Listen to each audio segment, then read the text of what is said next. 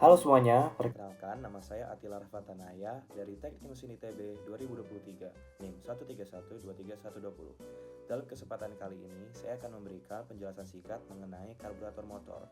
Oke, kalau begitu, marilah kita cari dulu karburatornya. Dalam video penjelasan ini, saya akan melakukan penjelasan melalui karburator dari motor saya. Karburator ini digunakan untuk motor Yamaha RX King. Untuk melakukan penjelasannya, akan dicopot terlebih dahulu karburatornya dari motornya. Tahap pertama adalah untuk membuka tutup dari airbox. Airbox inilah adalah tempat di mana ada filter dan merupakan jalur masuk udara ke dalam karburator dan kemudian ke dalam ruang mesin. Oke, pertama, untuk mencopot karburator dari motor saya ini, untuk mengkendorkan dulu clamp yang menahan karburator pada saluran membran.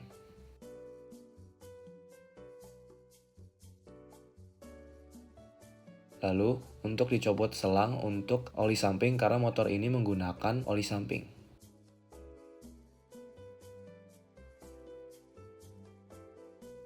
Kemudian, untuk membuka sambungan antara airbox dengan karburator yang berbahan karet.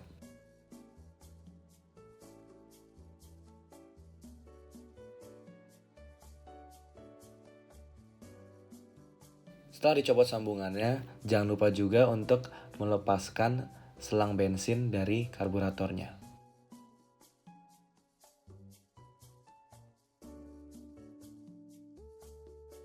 Lalu adalah untuk memutar bagian atasnya untuk membuka karburatornya.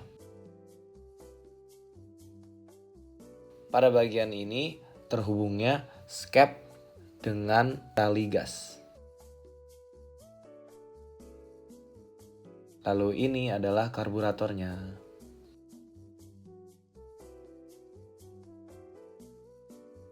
Kemudian untuk melepas skepnya adalah untuk pertama menahan pernya, kemudian diselipkan tali gasnya dari skepnya.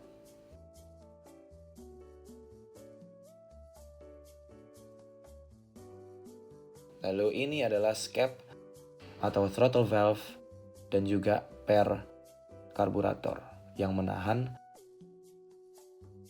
Lalu, saluran membran ditutup dengan tisu atau kain agar tidak ada debu yang masuk ke dalam ruang pembakaran.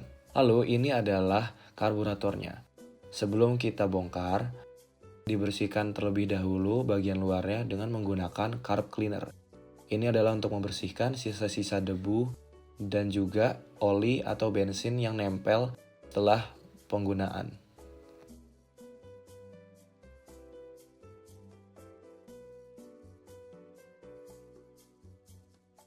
Kemudian dilap sisa semprotannya menggunakan tisu atau kain bersih.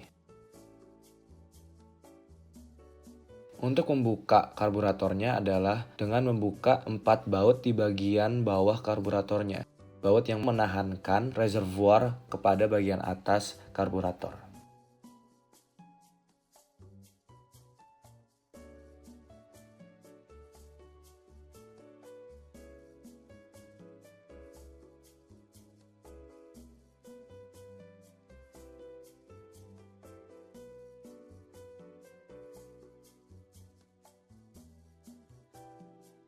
Dan selesai.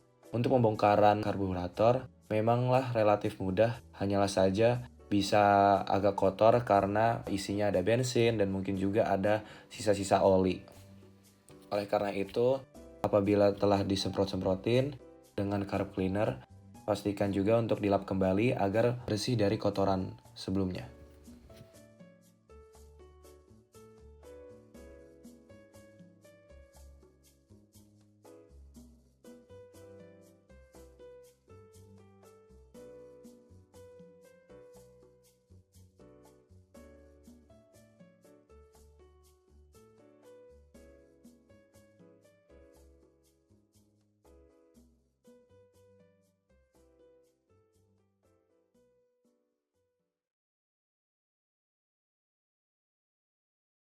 Oke, setelah dicopot karburatornya, Ini dia. Sekarang saya akan menjelaskan singkat mengenai beberapa komponen yang ada pada karburator motor. Dan saya akan menjelaskannya melalui alur bagaimana bensin itu masuk dari tangki bensin ke karburator dan kemudian ke ruang pembakaran.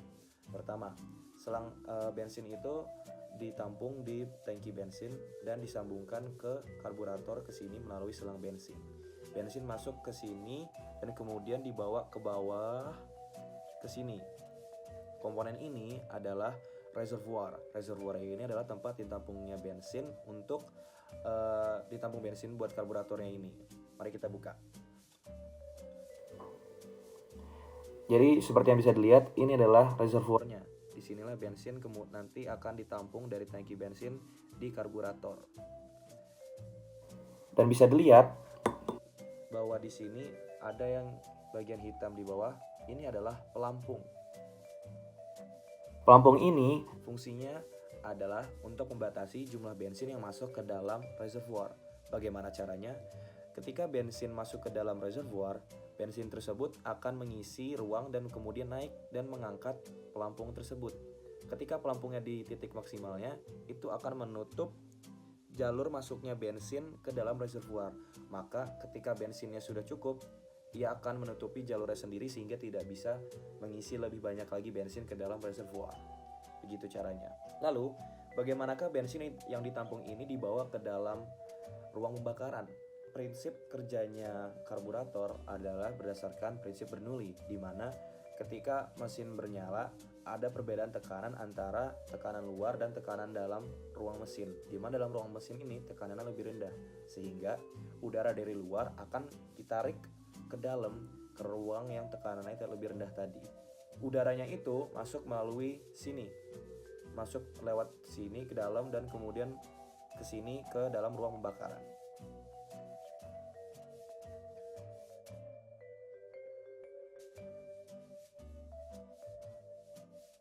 Di bagian sini ada yang namanya throttle valve atau dalam bahasa Indonesia skep. Skep ini dikontrol oleh tuas gas yang kita putar pada motor. Ketika tuas yang ini kita putar, throttle valve akan ketarik dan kebuka, membuka ruang agar bisa menarik lebih banyak udara untuk masuk ke dalam ruang pembakaran.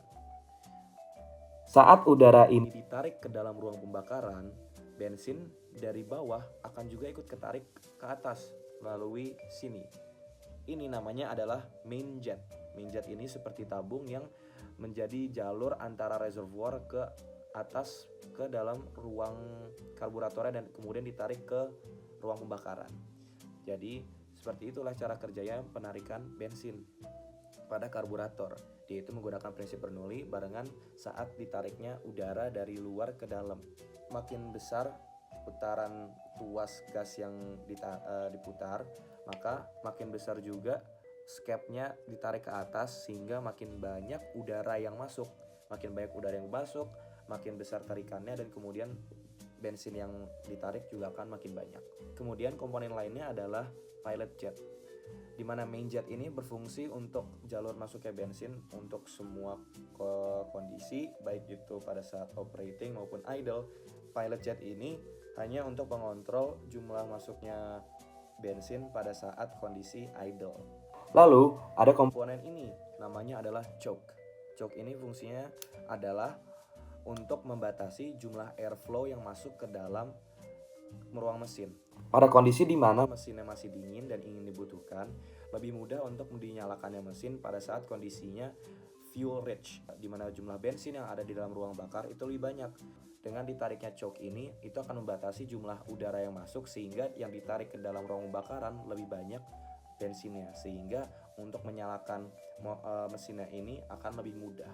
Jadi begitu caranya. Kurang lebih itu saja untuk komponen-komponen yang ada pada karburator dan juga bagaimana karburator ini bekerja. Oke, selanjutnya gimana sih prosesnya dalam pembuatan sebuah karburator? Proses pertamanya adalah desain dan pemilihan material. Dalam proses desain ini dimulai dengan mendesain karburator yang mempertimbangkan ukurannya, bentuknya, dan juga komponen-komponen internal seperti venturi, yaitu lubang bagian sini, kemudian main jet yang di dalam tadi, dan juga needle jet. Material. Dalam pemilihan material untuk membuat sebuah karburator, biasanya ini menggunakan sebuah aluminium atau stainless steel atau bahan-bahan lain yang anti korosi. Kenapa? Karena sebuah karburator akan menampung bensin, yang walaupun bensinnya sendiri mungkin tidak menyebabkan korosi, namun bensin ini mengandung beberapa persen, mungkin sedikit ya, mengandung air yang dapat menyebabkan korosi. Dan mungkin dari bensinnya sendiri, dari bagian internal mungkin tidak ada korosi, tapi bagian luar dari karburator ini akan menghadapi air, yaitu baik dari pas hujan ataupun juga pas lagi dicuci motornya, ini akan pasti menghadapi air. Oleh karena itu, bahan dari karburator harus anti korosi. Selain dari korosi juga, tentu bahan dari karburator itu harus bahan yang ringan dan juga tahan lama. Oleh karena itu, bahan seperti stainless steel dan aluminium merupakan salah satu pilihan untuk membuat karburator. Kemudian, dalam pembuatan komponennya sendiri. Dalam pengolahan logam, komponen utama seperti mangkok karburator atau reservoirnya dan juga venturi dan juga katup gas itu semuanya diproduksi melalui proses pengolahan. Dan proses pengolahan ini bisa pengecoran atau juga pemesinan. Lalu untuk pembuatan nozzle bahan bakar dan komponen kecil-kecil lainnya seperti main jet, middle jet, pilot jet, itu semua dibuat dengan presisi yang tinggi biar bisa memastikan bahwa aliran bahan bakarnya itu tepat.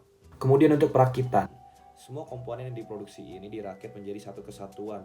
Ini termasuk pemasangan pelampung, jarum pelampung, skrup buat nyetel yaitu seperti ini, dan juga lain-lain. Kemudian adalah pengujian. Setelah dirakit karburator ini diuji untuk memastikan bahwa tidak ada kebocoran dan semua bagiannya ini berfungsi dengan baik. Dan uji coba ini meliputi pengujian aliran udara dan bahan bakar serta pengaturan campuran. Lalu, apa saja sih mata-mata kuliah dalam teknik mesin yang berhubungan dalam pembuatan karburator maupun juga bagaimana cara kerjanya karburator? Ada beberapa. Pertama, termodinamika teknik.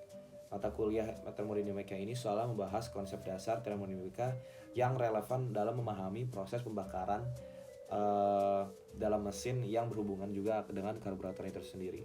Lalu ada juga mekanika fluida yang mengkaji aliran fluida yang penting buat memahami bagaimana udara dan bahan bakarnya ini bergerak melalui karburator. Kemudian ada elemen mesin. Elemen mesin ini berfokus kepada desain dan analisis dari elemen mesin itu sendiri, termasuk dari komponen mekanis yang ada di dalam karburator. Kemudian ada desain dan manufaktur. Mata kuliah ini mencakup proses perancangan dan pembuatan komponen-komponen mesin, termasuk cara memproduksi bagian-bagian dari karburator itu tersendiri. Lalu juga ada motor bakar torak.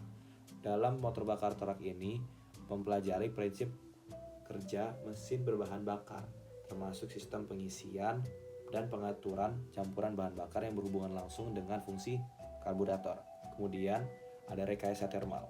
Rekayasa termal ini mengkaji mengenai aspek termal dari sistem teknik yang dapat diterapkan untuk memahami efisiensi pembakaran dalam mesin yang menggunakan karburator.